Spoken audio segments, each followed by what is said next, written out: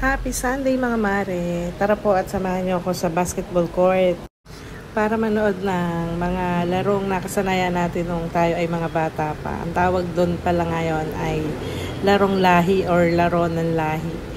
Ang sample nun yung palasebo, yung piko, yung agawang panyo, yung sack race, yung mga ganong laro. Nung dati kasi yun ang mga laro ng bata nung hindi pa uso ang cellphone.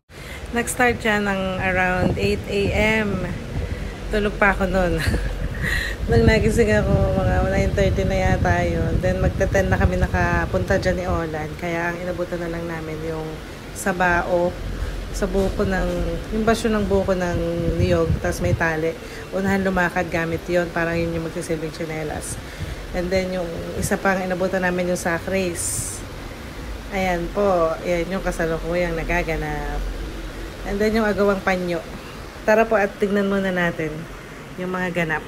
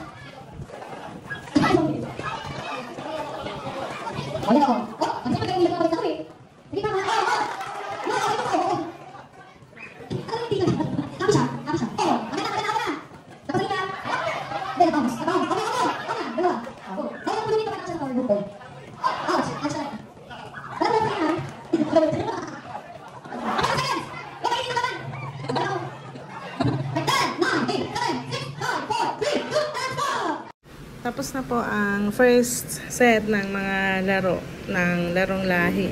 Ang susunod daw pong laro ng 1 p.m. ay basketball clinic saka yung 3-point shootout.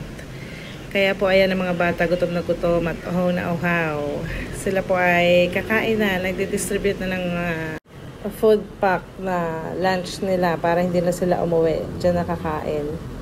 After nila ng lunch ay ayan na po ang start ng basketball clinic ng mga bagets.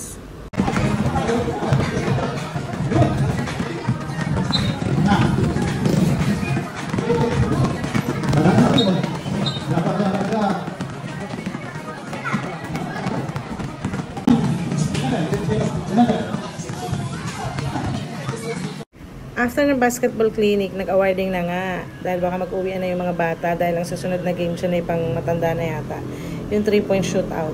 So ayan po, binigyan ng certificate yung mga sumali sa kayang yung nag-assist po dito sa mga kabataan natin, yung faculty members ng Bulso, yung BSU sa Malolos. Ayan po, thank you po sa inyong lahat. Start na po ng 3-point shootout.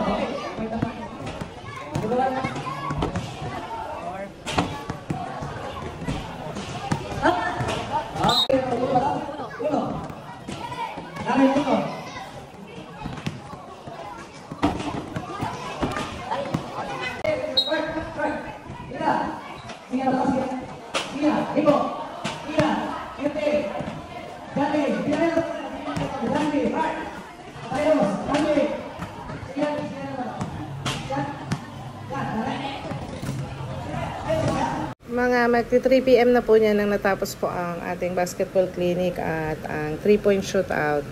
Kaya po mag-awarding na sila ng premyo sa mga nanalo.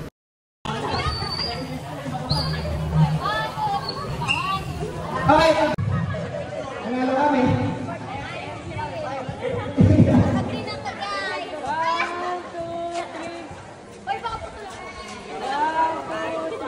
Ayan. Thank you. Tapos sa hindi ko pwede. Ay, wala to.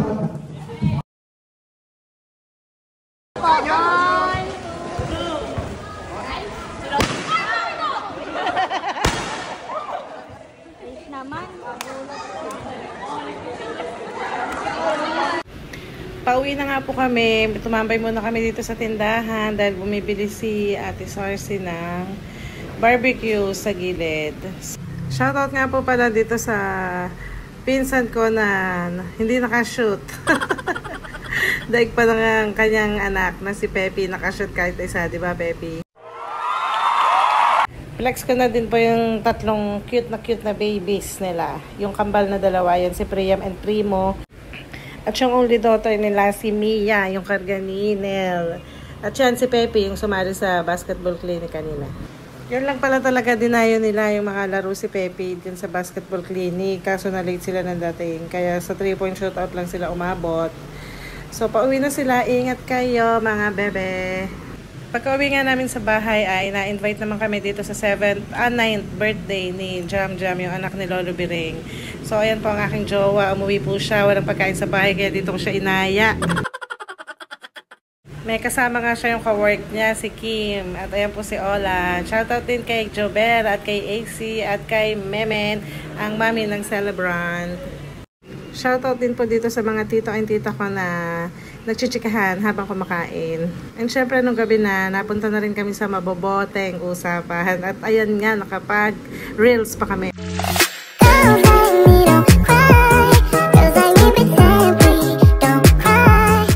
Yun lamang po for today's video. Thank you Lord sa lahat ng blessings. Bye-bye.